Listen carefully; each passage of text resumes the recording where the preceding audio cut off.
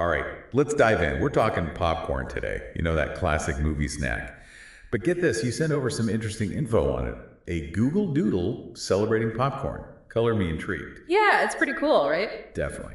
So Google Doodles, those little things on the search page, they're usually for pretty big deals, historically speaking. Exactly. They often highlight culturally significant events and figures. So for popcorn to get its own doodle, that's saying something. Right. Okay, so the Doodle. Yeah. It mentioned something about a record-breaking popcorn machine. Oh, yeah, that was in Thailand back in 2020. It's actually what this particular doodle was commemorating. But it goes beyond just a giant popcorn machine, you know?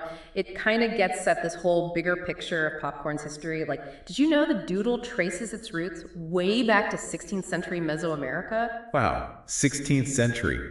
See, this is what I'm talking about. Okay, so popcorn in Mesoamerica, what's the story there? Well, maize, which is what popcorn comes from, was a really big deal to those civilizations. Big deal how? I mean, it was central to their culture, you know? And not just as food, that was definitely a staple, but we're talking about using popcorn in ceremonies, even as decoration. Decoration, like on, Yeah, like they'd use it decoratively. It's pretty fascinating when you think about it. It speaks to a real reverence for the earth and all that. Huh. Who knew there was so much history behind a single kernel? I know, right? And it doesn't stop there. Fast forward to the 1800s, popcorn makes its way to the United States, and get this, it was a breakfast food, often eaten with milk. Breakfast popcorn. Okay, I gotta admit, that's a new one on me. Guess tastes change a lot over time, huh? They sure do. It's kind of wild how that happens, right? And speaking of changes, you know, this doodle, it also showed how popcorn, like, went global. Oh, right. It mentioned all those different flavors and toppings. Exactly. We're talking pipoca in Brazil, nori top popcorn in Japan. There's even za'atar seasoned popcorn in the Middle East. Oh, and maple popcorn in Canada. So many variations. See, now those are some flavors I can get behind. Well, maybe not all of them, but you know what I mean. I'm a sucker for that classic butter and salt. Yeah, I gotta love the classics. But I think the point is that, you know, pretty much everywhere you go, people have embraced popcorn. They've made it their own. It's true. It's like this shared experience, but with a local twist. Makes you appreciate the diversity of, you know, all those culinary traditions.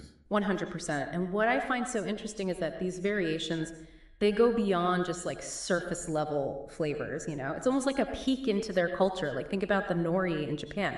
Seaweed, that's a big part of their cuisine, right? So it makes total sense that it would end up on their popcorn. Wow, I never thought about it like that. But you're right, it's like food isn't just about, you know, filling your stomach. It's a reflection of their culture, their history, even their identity. Exactly. Food can be this like powerful reminder that we're all connected somehow, even if it's just through a love of popcorn.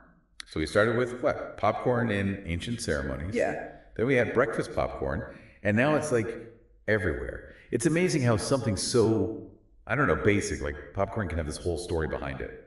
It really is. You know, when you think about it, popcorn's journey, it actually reflects some pretty big historical trends. Oh, like what?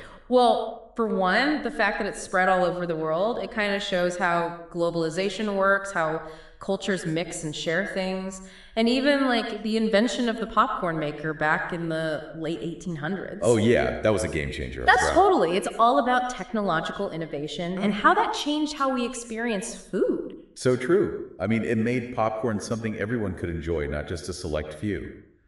It's pretty cool when you think about it like that. Next time at the movies, crunching away, I'll be thinking about all this. It should. It adds a whole other dimension to it, right? It's like a little kernel of history and culture. Couldn't have said it better myself. Well, that about wraps up our deep dive into the world of popcorn. Big thanks to you for sharing all this awesome info. And to everyone listening, we'll leave you with this thought. Remember that question from the Google Doodle.